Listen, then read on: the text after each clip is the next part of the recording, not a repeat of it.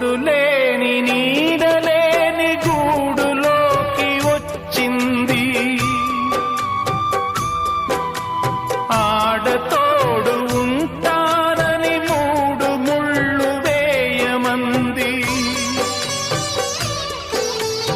రాయి కన్న రాయి చేత రాగాలు పలికించి రాక్షసుణ్ణి మనిషి చేసి తన దైవం అన్నది. ఏనాటిదో ఈ బంధం బోయవాని వేటుకు గాయపడిన కోయిలా